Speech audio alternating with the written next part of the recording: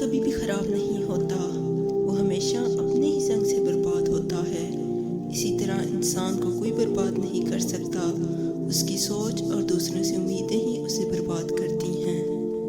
قبول کرنے سے پہلے جو مرضی تحقیق کر دیا کرو، مگر جب قبول کر لیا تو نبھا جانا ہی کمال ہے۔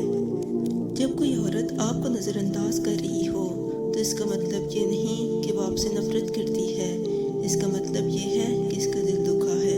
محبت یہ نہیں کہ ایک دوسرے کو ذہنی مریض بنا دیا جائے، بلکہ محبت تو ایک دوسرے کی تھکاوٹیں سمیٹ لینے کا نام ہے۔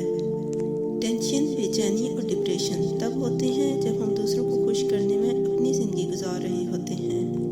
عورت معاف کرتی ہے مگر بھولتی نہیں، پھر معاف کرتی ہے مگر بھولتی نہیں، پھر معاف کرتی ہے مگر بھولتی نہیں، اور پھر اچانک کسی معمولی بات پر اس کو سب یاد آ جاتا ہے اور پھر وہ معاف بھی نہیں کرتی اور لوگ کہتے ہیں یہ بھی کوئی بات تھی گھر اجاڑنے کی۔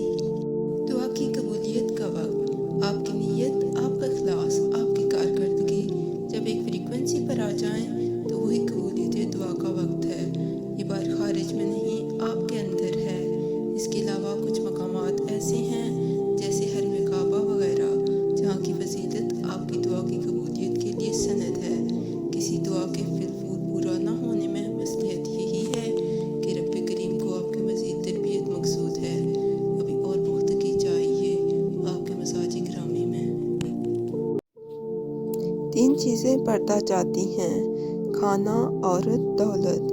3 چیزیں ہر ایک کی الگ ہوتی ہیں: صورت، سیرت، قسمت۔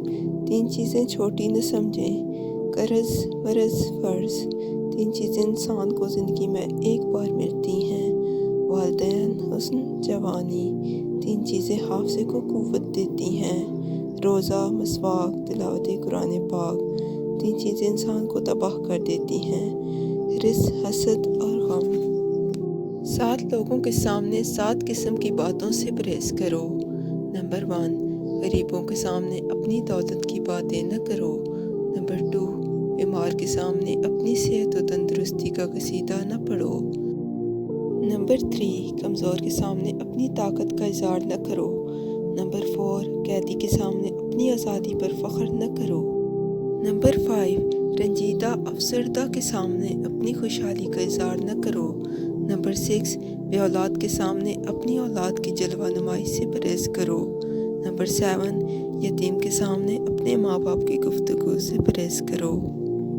عبداللہ بن مسعود رضی اللہ تعالیٰ عنہ سے روایت ہے کہ نبی کریم صلی اللہ علیہ وسلم نے فرمایا، آدمی کا پاؤں قیامت کے دن اس کے رب کے پاس سے نہیں ہٹے گا یہاں تک کہ اس سے 5 چیزوں کے بارے میں پوچھ لیا جائے: اس کی عمر کے بارے میں، کسے کہاں صرف کیا، اس کی جوانی کے بارے میں، کسے کہاں کھپایا، اس کے مال کے بارے میں، کسے کہاں سے کمایا اور کس چیز میں خرچ کیا، اور اس کے علم کے سلسلے میں کہ اس پر کہاں تک عمل کیا۔